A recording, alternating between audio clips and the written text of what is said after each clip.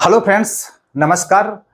होली के छुट्टी के वजह से वीडियो नहीं आ पा रहा था और आज हम प्रैक्टिस सेट फिजिकल एजुकेशन का हम तीसरा लेकर के आए हैं और बहुत ही महत्वपूर्ण प्रश्न।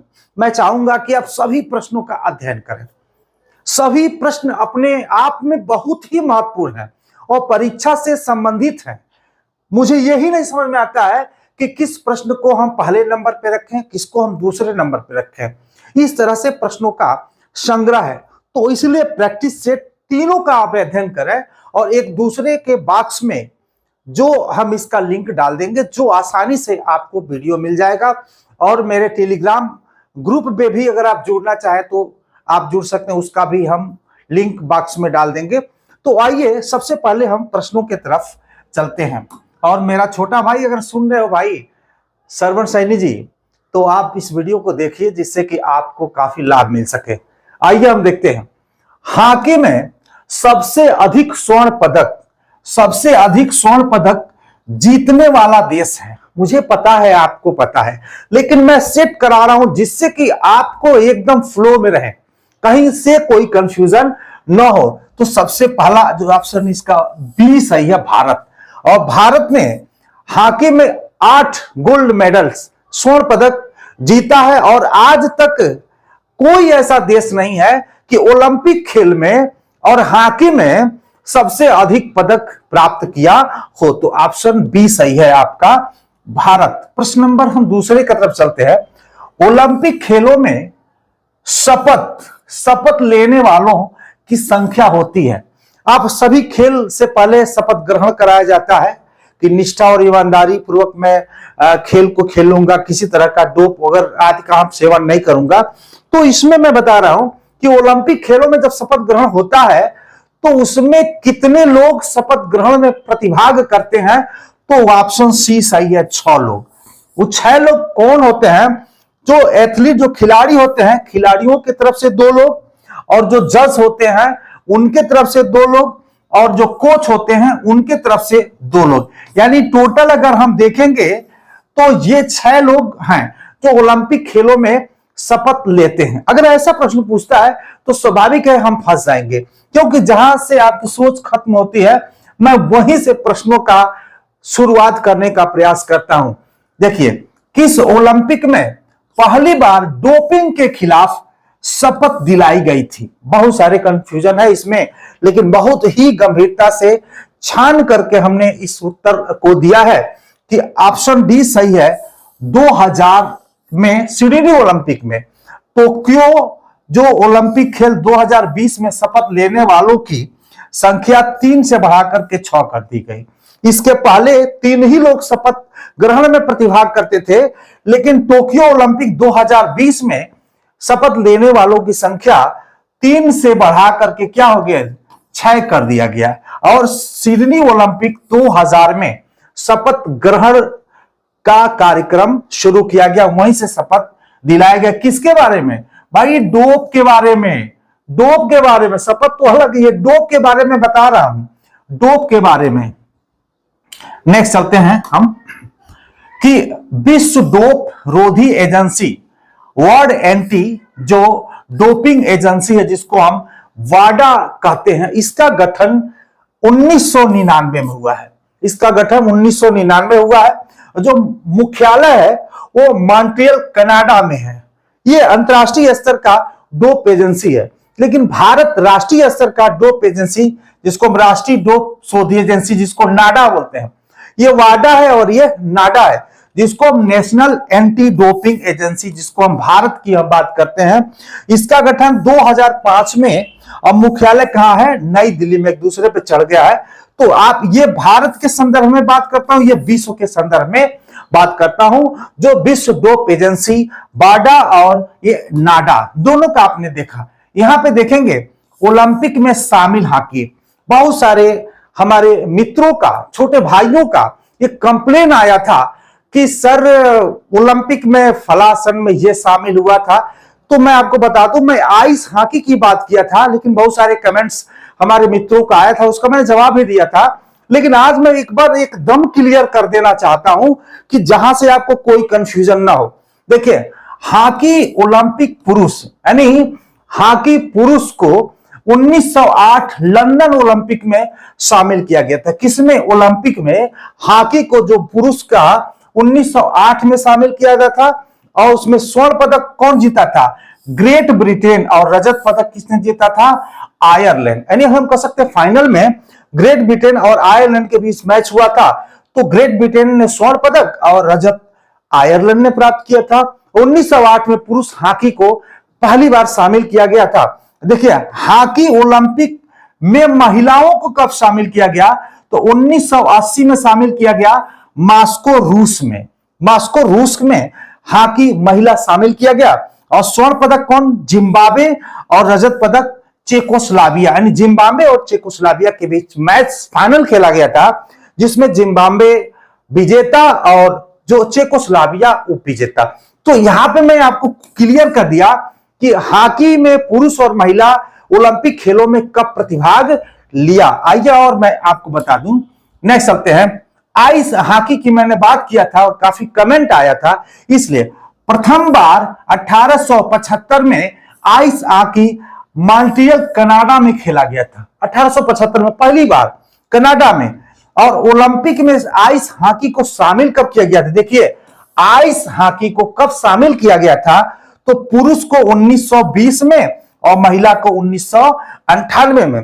काफी बच्चों का कमेंट आया था, इसलिए मैंने कहा एक बार और मैं आपको क्लियर कर दूं कि आइस हॉकी और field hockey, indoor hockey, outdoor hockey, ये सब अलग अलग विधा है।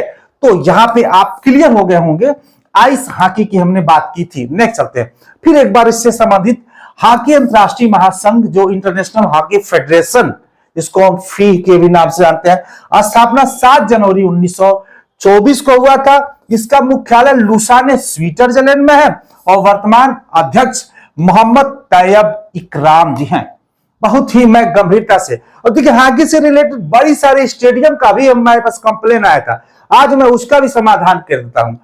कलिंगा स्टेडियम भुवनेश्वर उड़ीसा में, सब हॉकी खेल से रिलेटेड स्टेडियम की हम बात कर रहे हैं। बिरसा मुंडा हॉकी स्टेडियम रांची झारखंड में है। सिलारूहा हॉकी स्टेडियम हिमाचल प्रदेश में है। और major Dhyanchand hockey stadium Lucknow Uttar Pradesh में है। मैं यहां फिर एक बात कर रहा हूं। और मेजर ध्यानचंद नेशनल स्टेडियम नई दिल्ली में है। और मेजर ध्यानचंद झांसी में भी है हॉकी का स्टेडियम। अब आप वहां पे देखिएगा वो पूछना क्या चाहता है, उसका उत्तर लेना क्या चाहता है, लेकिन तीनों नहीं देगा, जरूर उसमें कुछ आपको स्पेस देगा। तो हमने बताया ऐशबाग स्टेडियम भोपाल मध्य प्रदेश में। ऐशबाग स्टेडियम कहाँ है? भोपाल मध्य प्रदेश में। नेक्स्ट चलते हैं। अन्ना साहेब मगर पीसीएमसी स्टेडियम पुणे महाराष्ट्र में। सरदार वल्लभ भाई पटेल अंतरराष्ट्रीय हॉकी स्टेडियम रायपुर छत्तीसगढ़ में है। खुमान लंपक हॉकी स्टेडियम इम्फाल मणिपुर में है। शहीद भगत सिंह स्टेडियम फिरोजपुर पंजाब में है। और JRD Tata sport complex Jamshedpur Jharkhand में है। कुछ स्टेडियम जो हॉकी से रिलेटेड था हमने उसका जिक्र किया, ताकि आज मैं आपका सारा समाधान करता हूं। और मैं चाहूंगा अगर लाइक, सब्सक्राइब और शेयर करें तो बहुत ही अच्छा लगेगा। अगर मेरे चैनल पे हो तो जरूर बेल आइकन दबाएं, जिससे कि जो लेटेस्ट वीडियो आपको मिले आप समय से देख सकें। आधुनिक भारतीय फुटबॉल के निर्माता है। देखिएगा, आधुनिक भारतीय फुटबॉल के निर्माता है तो ऑप्शन ए है सैयद अब्दुल रहीम। सैयद अब्दुल रहीम, इनसे कुछ रिलेटेड बातों को देखते हैं। 1950 से 1963 तक भारतीय राष्ट्रीय टीम के कोच और मैनेजर रहे हैं सैयद अब्दुल रहीम। प्रश्न नंबर नेक्स्ट चलते हैं। पीके बनर्जी, इसी से रिलेटेड बात है। अर्जुन पुरस्कार 1961 प्रथम प्राप्त करने, हम कह सकते हैं फुटबॉल के क्षेत्र में प्रथम अर्जुन पुरस्कार प्राप्त करने वाले खिलाड़ी कौन है? तो पीके बनर्जी है। कौन है? पीके बनर्जी है। 1961 में अर्जुन पुरस्कार की स्थापना भी हुई थी और 1961 में इनको प्रदान भी किया गया था। लेकिन इसी के साथ साथ इनको पद्मश्री से भी सम्मानित किया जा चुका है। यानी 1990 में पीके बनर्जी को पद्मश्री से भी सम्मानित किया गया है। नेक्स्ट चलते हैं।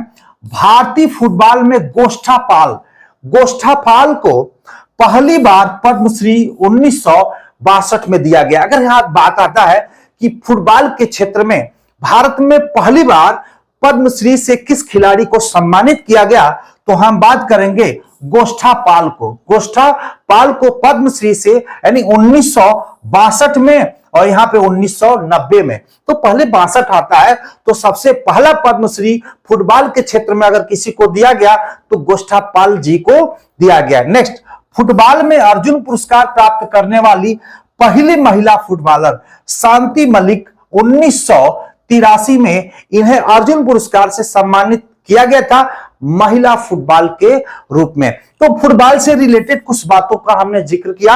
आप चाहें तो स्क्रीनशॉट लेकर के नोट्स भी बना सकते हैं और हमारे टेलीग्राम चैनल पे अगर जुड़े तो आपको 10 रुपया में इसका पीडीएफ भी मैं दे दूंगा। नेक्स्ट, उत्तर प्रदेश में खेल के क्षेत्र में पुरुष खिलाड़ियों के लिए सर्वोच्च पुरस्कार क्या है, यानी उत्तर प्रदेश द्वारा सरकार द्वारा सर्वोच्च खिलाड़ी के रूप में कौन सा पुरस्कार है, तो लक्ष्मण पुरस्कार।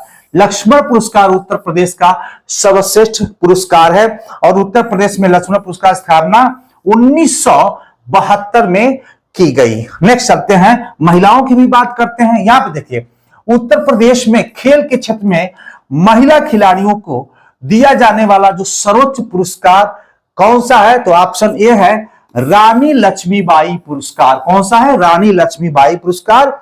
और उत्तर प्रदेश में महिला खिलाड़ियों के लिए रानी लक्ष्मीबाई पुरस्कार की स्थापना सन 2000 में की गई थी, यानी 1972 में लक्ष्मण पुरस्कार और सन 2000 में रानी लक्ष्मीबाई पुरस्कार से सम्मानित किया जा रहा है। इसमें कुछ धनराशियों की भी बात कर लेते हैं।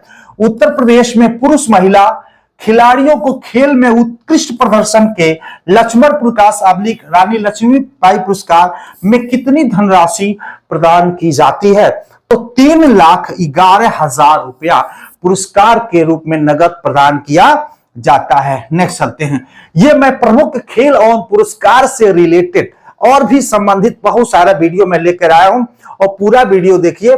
सब प्रश्न अपने में बहुत ही महत्वपूर्ण है।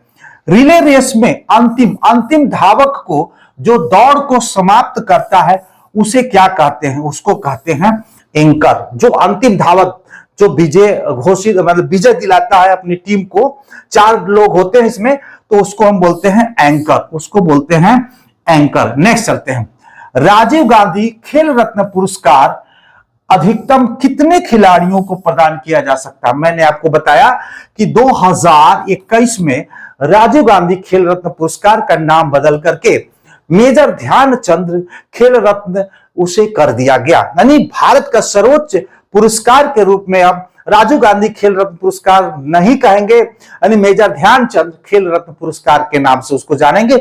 2021 से उसका परिवर्तन कर दिया गया है। तो अधिकतम कितने खिलाड़ियों को दिया जा सकता है, तो अधिकतम 3 खिलाड़ियों को दिया जा सकता है, लेकिन उससे भी अधिक खिलाड़ियों को दिया गया है। पूछता है, अगर इस तरह से पूछता है कि अधिकतम कितने खिलाड़ियों को दिया जा सकता है, तो हम 3 लगाएंगे, लेकिन 5 से भी अधिक 5 भी पुरस्कार दिया गया। यह मैं आपको कुछ इतिहास दिखाता हूं।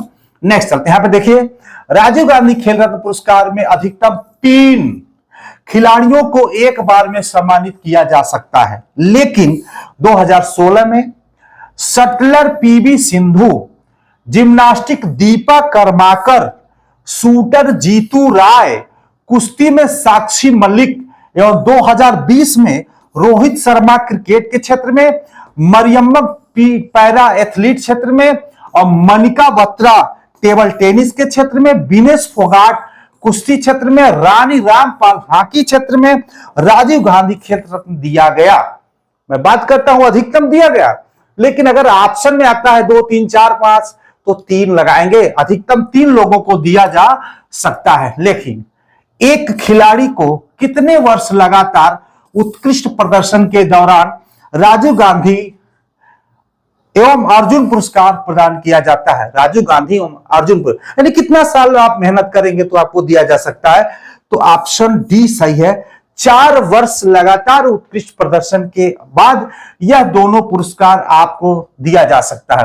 वर्तमान में राजीव गांधी खेल रत्न की पुरस्कार राशि कितनी है, तो ऑप्शन ए सही है, 25 लाख राजीव गांधी खेल रत्न पुरस्कार प्राप्त करने वाले खिलाड़ियों को नगद 25 लाख रुपया, प्रशस्ति पत्र और उनकी प्रतिमा, इस समय मेजर ध्यानचंद की प्रतिमा उन्हें प्रदान की जाती है। राजीव गांधी खेल रत्न पुरस्कार की स्थापना कब की गई थी? कब की गई थी? तो 1992 में। देखिएगा, एक ध्यान दीजिएगा, अक्सर देता है 1991 और 1992, 91-92। तो चूंकि यहां पे 91 का ऑप्शन नहीं दिया गया है, 92 का ऑप्शन दिया गया है। 91 अक्सर पूछता है 91 में, तो कंफ्यूज मत होइएगा, 91-92 पे आप लगा दीजिएगा। नेक्स्ट चलते हैं। राजीव गांधी खेल रत्न पुरस्कार पाने वाले प्रथम खिलाड़ी हैं। पाने वाले प्रथम खिलाड़ी तो विश्वनाथ आनंद जो है, शतरंज के क्षेत्र में इनको प्रदान किया। पहले जो राजीव गांधी खेल से पुरस्कृत हैं विश्वनाथ आनंद, ये शतरंज के खिलाड़ी जिसको हम चेस बोलते हैं। राजीव गांधी खेल रत्न पुरस्कार से सम्मानित प्रथम महिला खिलाड़ी कौन है? तो ऑप्शन ए सही है, कर्णम मल्लेश्वरी। कर्णम मल्लेश्वरी प्रथम भारतीय महिला है जिसको राजीव गांधी खेल रत्न से सम्मानित किया गया है। इसके पहले भी मैंने इनका जिक्र किया था। राजीव गांधी खेल रत्न पुरस्कार से सम्मानित प्रथम पैरा एथलीट महिला कौन सी है?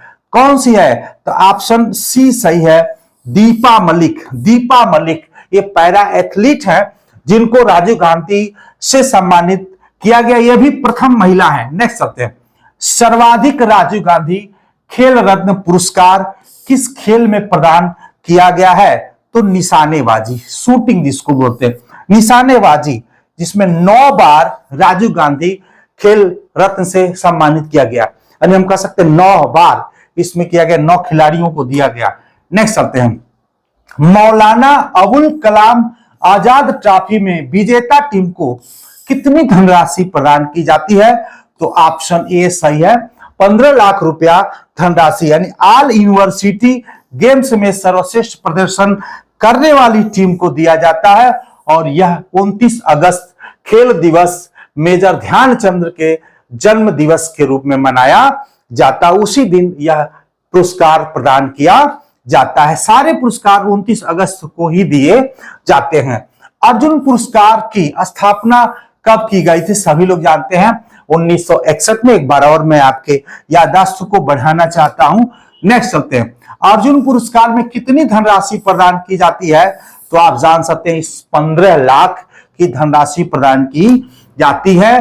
अर्जुन पुरस्कार अधिकतम कितने खिलाड़ियों को प्रदान किया जा सकता है? तो ऑप्शन आपका बी सही है, 15 खिलाड़ियों को अधिकतम प्रदान किया जा सकता है। नेक्स्ट, एथलेटिक के क्षेत्र में प्रथम अर्जुन पुरस्कार विजेता है। तो ऑप्शन ए सही है, गुरुचरण सिंह रंधावा अर्जुन पुरस्कार एथलेटिक क्षेत्र में प्रथम खिलाड़ी हैं। नेक्स्ट चलते हैं कि क्रिकेट के क्षेत्र में राजीव गांधी खेल रत्न से सम्मानित प्रथम खिलाड़ी, तो प्रथम खिलाड़ी सचिन तेंदुलकर हैं। सचिन तेंदुलकर पहले ऐसे क्रिकेट खिलाड़ी हैं जिनको राजीव गांधी खेल रत्न से सम्मानित किया गया। ये इनका कुछ हम डिटेल आपको बताते हैं।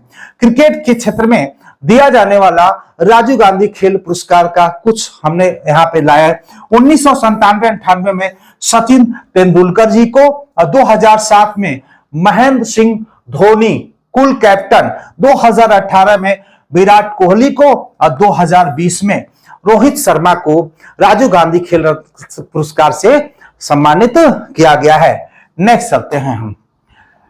वायु ड्रिबल शब्द किस खेल से संबंधित है? तो ऑप्शन बी सही है, बास्केटबॉल से। बास्केटबॉल से मैं आपको चाहूंगा कि आप एकदम निरंतर मई के तरफ अपने ध्यान को आकर्षित करें कि 14 या 15 मई को जो संभावित डेट निर्धारित की गई है, होगा एग्जाम। इसलिए प्रतिदिन कम से कम 8 से 10 घंटा आप अध्ययन करिए। 8 से 10 घंटा अध्ययन करेंगे, आपका हो ही जाएगा, इसमें निश्चिंत रखिए। आइए नेक्स्ट चलते हैं। वॉलीबॉल खेल का पहला क्या नाम था? किस नाम से वॉलीबॉल को जाने चाहते होंगे? मिंटो नेट के नाम से वॉलीबॉल को पहले जाना जाता था। नेक्स्ट चलते हैं। 2004 पुरस्कार की स्थापना कब की गई? 1985 में 2004 पुरस्कार की स्थापना की गई। नेक्स्ट चलते हैं। प्रथम द्रोणाचार्य पुरस्कार 1985 में सम्मानित खेल प्रशिक्षक, यानी किस खेल प्रशिक्षक को 1985 में पहली बार द्रोणाचार्य पुरस्कार से सम्मानित किया गया? तो भालचंद्र भास्कर कुश्ती के क्षेत्र में, और ओम प्रकाश भारद्वाज मुक्केबाजी के क्षेत्र में, OM नाम्बिया एथलीट के क्षेत्र में। इसलिए सही उत्तर आपका डी है। इन सभी को 1985 में द्रोणाचार्य पुरस्कार से सम्मानित किया गया था, सभी को। नेक्स्ट चलते हैं।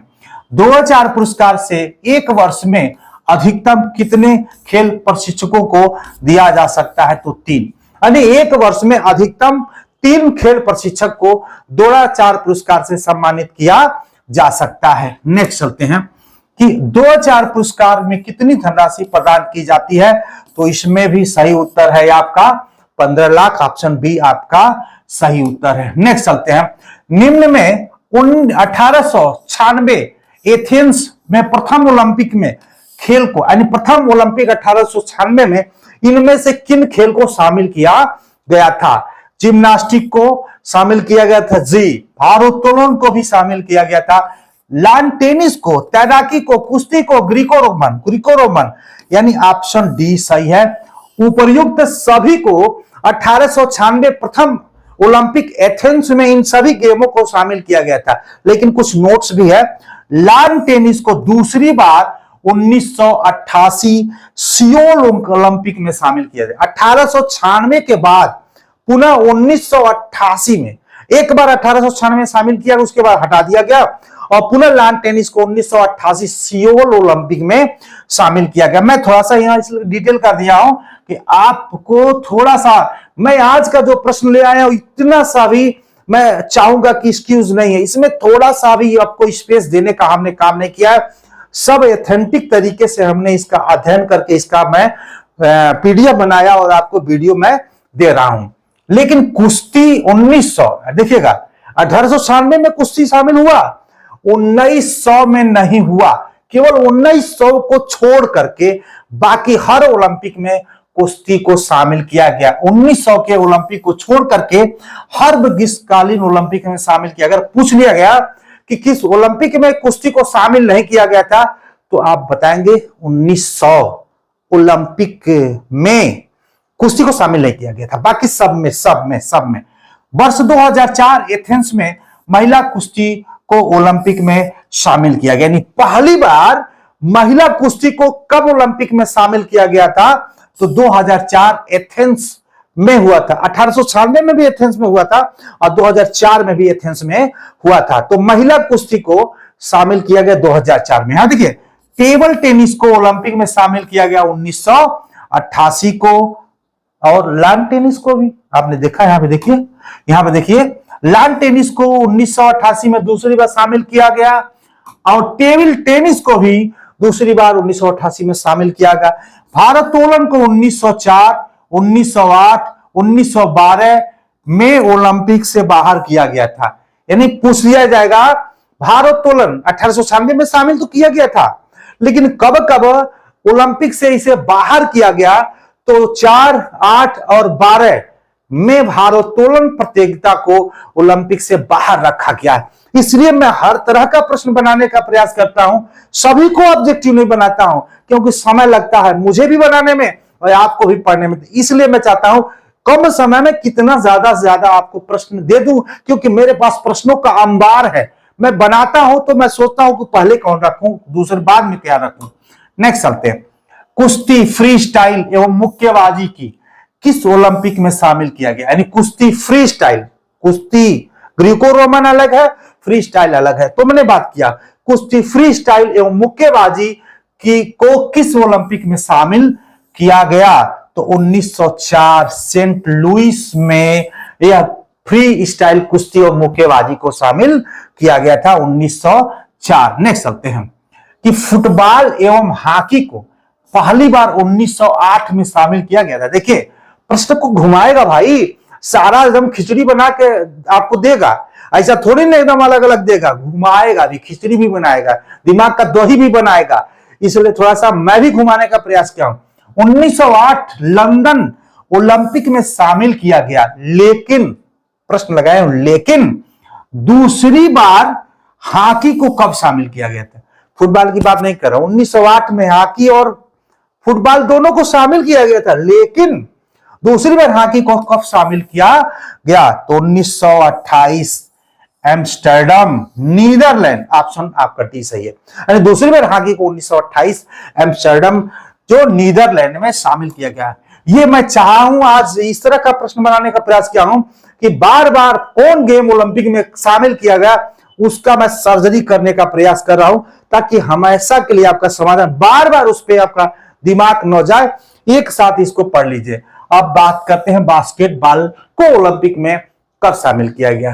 तो पहली बार बतौर प्रदर्शन के रूप में 1904 में बास्केटबॉल को शामिल किया गया था, प्रदर्शन के तौर पे। लेकिन आधिकारिक तौर पे 1936 के बर्लिन ओलंपिक में पुरुषों के लिए बास्केटबॉल को पहली बार ओलंपिक में शामिल किया गया। यानी हम कह सकते हैं आधिकारिक तौर पे बास्केटबॉल पुरुष को 1936 में शामिल किया गया। लेकिन वही बात करते हैं 1976 में मॉन्ट्रियल ओलंपिक में महिलाओं के लिए बास्केटबॉल को शामिल किया गया था। यानी महिला बास्केटबॉल को ओलंपिक में 1976 में और पुरुष को 1936 में, लेकिन प्रदर्शन के रूप में 1904 में शामिल किया गया था। इसका ध्यान रखिएगा, क्योंकि आपको एक ही नंबर आपको हटाने के लिए प्रयास करेगा। जो बोर्ड चाहता है कि एक ही प्रश्न में आपको फंसा दें, उलझा दें, और 40% बच्चे 40 क्वेश्चन तो जानते हैं, 40 से 80 क्वेश्चन तक जानते हो। 80 क्वेश्चन के बाद जब मेरिट बनती है, ऐसे ही छोटे छोटे क्वेश्चन को फंसाने का काम करता है। देखिए, ओलंपिक में शामिल, हम बैडमिंटन की भी बात कर लेते हैं। बैडमिंटन को पहली बार 1972 में शामिल किया गया और आधिकारिक रूप से बैडमिंटन को 1992 में कह सकते हैं पहली बार 1972 में शामिल किया गया था, लेकिन आधिकारिक तौर पे 1992 बार्सिलोना ओलंपिक में शामिल किया गया था। और इसमें मिश्रित युगल स्पर्धा, एकल था, मिश्रित युगल स्पर्धा की शुरुआत 1800 और 1996, यहां ध्यान देखिएगा। बैडमिंटन 1972 में पहली बार, लेकिन आधिकारिक रूप से बैडमिंटन को 1992 बार्सिलोना में, और मिश्रित युगल स्पर्धा की शुरुआत ओलंपिक में 1996 से शुरू किया गया। तो मैं इसमें बैडमिंटन की बात किया।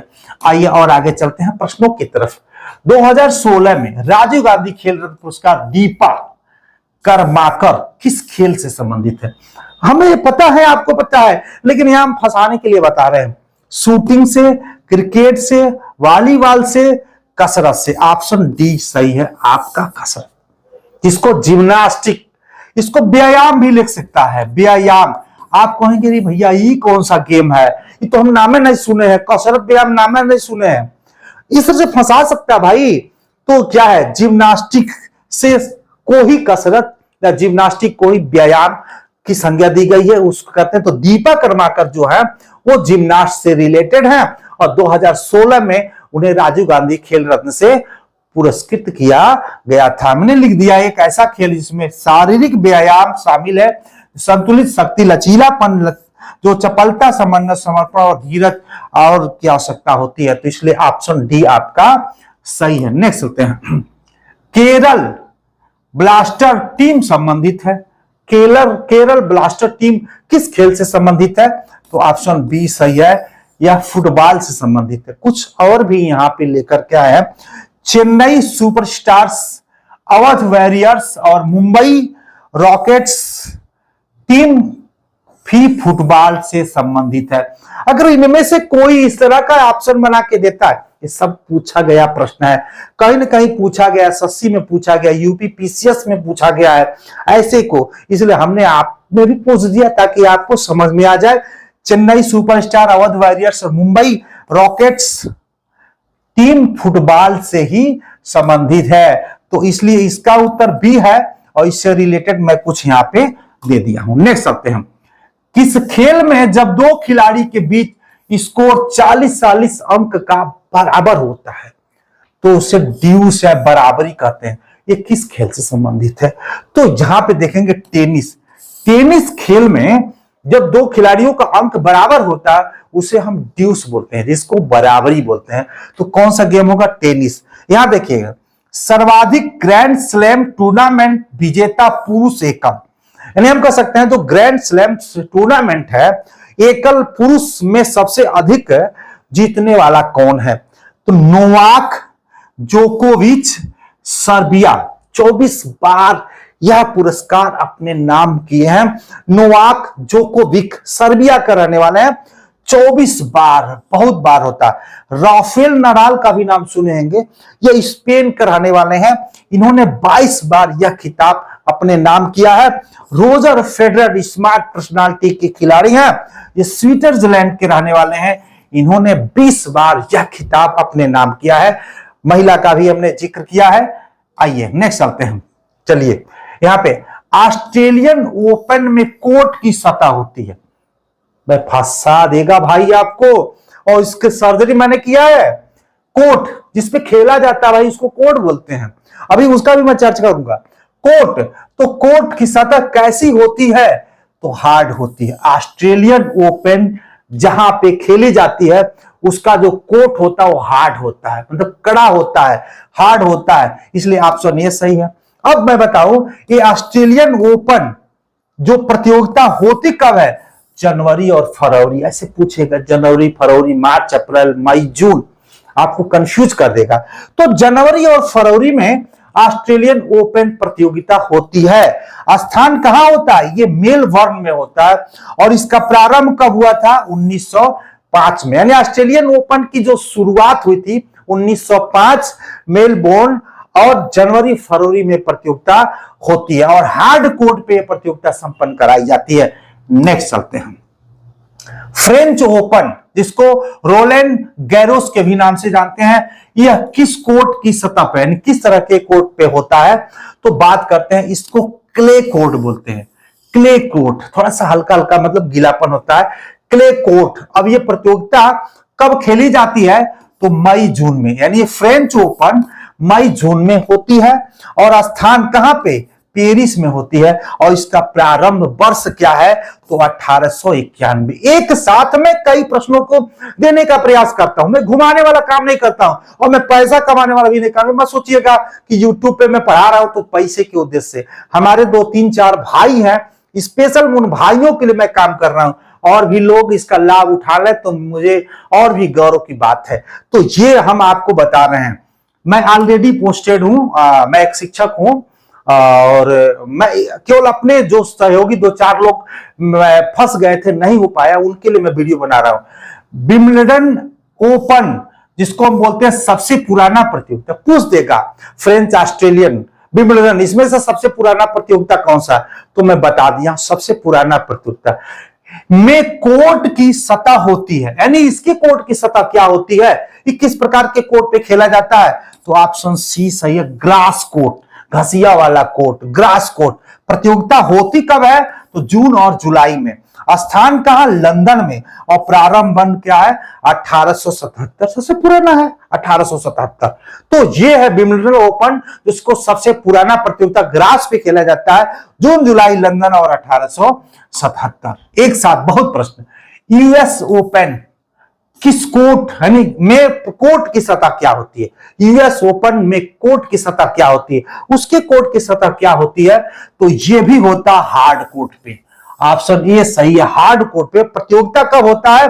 अगस्त और सितंबर में, स्थान न्यूयॉर्क सिटी में, और प्रारंभ 1881 में। तो मैंने सभी ओपन प्रतियोगिता का भी मैंने बात किया। आइए बहुत सारी बातों को मैं बताने वाला हूं। अब इसमें बता दूं कि सर्वाधिक ग्रैंड स्लैम टूर्नामेंट खिताब जीतने वाली महिला एकल, यानी पुरुष की मैंने बात किया था, अब यहां पे मैंने महिलाओं की भी बात कर दिया। कहीं से भाई को पूछ दे तो आप कहीं से भी थोड़ा सा कमजोर ना पड़े। तो है मार्गरेट कोर्ट, इनका नाम है, ऑस्ट्रेलिया की रहने वाली हैं, और 24 बार यह ग्रैंड स्लैम चारों प्रतियोगिता अपने नाम जीतने का रिकॉर्ड किया है। सेरेना विलियम्स का भी नाम, यूएस, जो 23 बार यह खिताब अपने नाम किया है। और स्टैटिक ग्राफ, स्टेफी है, स्टेफी ग्राफ है, मिस्टेक हो गया है, स्टेफी ग्राफ है, जर्मनी का रहने वाली है, और ये 22 बार यह प्रतियोगिता अपने नाम किया है। तो मैंने आपको बताया महिला और पुरुष दोनों का हमने आपको जिक्र कर दिया। नेक्स्ट चलते हैं, टेनिस से संबंधित कुछ प्रमुख ट्रॉफियां। फर्स्ट वाले वीडियो में एक आध शायद ट्रॉफी मिस हो गया था मानवीय भूल की वजह से, तो मैं कहा हूं कि इसको मैं क्लियर कर दिया। आज इससे अगर कोई पूछता है तो आपको कंफ्यूजन ना हो। देखिए, सिटीजन कप, जो एज western cup, Wimbledon trophy, Whiteman cup, Rajendra Prasad cup, Davis cup, Travancore cup महिला, और रामानुज ट्रॉफी, मर्सिडीज कप और हैमलेट कप और हाफमैन कप, यह सभी जो ट्रॉफी और कप है यह टेनिस से संबंधित है। एक जगह आपको मैं देने का प्रयास किया ताकि स्क्रीनशॉट लेकर के भी आप नोट्स बना करके पढ़ सकें। एकदम करेक्ट सब कुछ दे रहा हूं। हॉकी स्टिक का वजन कितना होता है? तो 737 ग्राम होता है। हॉकी स्टिक, ये स्टिक का वजन कितना होता है? तो 737 ग्राम। और हॉकी स्टिक की जो अधिकतम लंबाई क्या होती है? 105 सेंटीमीटर। 105 सेंटीमीटर। और जो बॉल का वजन होता है 5.5 से 5.7 औंस होता है, औंस होता है, और 156 ग्राम से 163 ग्राम के बीच होता है। यानी हॉकी बॉल का जो वजन है, अगर ग्राम में पूछता है 156 से 163 ग्राम, और 5.5 औंस से 5.7 औंस, और स्टिक की लंबाई आपकी 105 सेंटीमीटर। नेक्स्ट चलते हैं, आइस हॉकी खेल में कितने खिलाड़ी होते हैं? आइस हॉकी, इसमें तो फील्ड हॉकी में 11 होते हैं, और सब्स्टिट्यूशन को छोड़ दिए खेलने वाले खिलाड़ी की बात करें 11 होते हैं, लेकिन इसमें खेलने वाले खिलाड़ी कितने होते हैं? तो इसमें होते हैं, आपका ऑप्शन ए सही है, 6 खिलाड़ी। यानी आइस हॉकी में हर टीम में एक समय में बर्फ पर ये खेल होता है। 6 खिलाड़ी होते हैं, जिनमें एक गोलकीपर और 5 स्केटर शामिल होते हैं। और वॉलीबॉल में भी 6 खिलाड़ी होते हैं। वॉलीबॉल और आइस हॉकी दोनों में 6 खिलाड़ी होते हैं। हमने वैसे जिक्र किया है ताकि कई खिलाड़ियों की संख्या पूछते हैं तो आप वहां से भी ना मार खाएं। नेक्स्ट, इनमें से किस खेल के प्रत्येक टीम में 7 खिलाड़ी नहीं होते हैं? 7 खिलाड़ी नहीं होते हैं। होते नहीं होते। थोड़ा सा प्यास लग गई।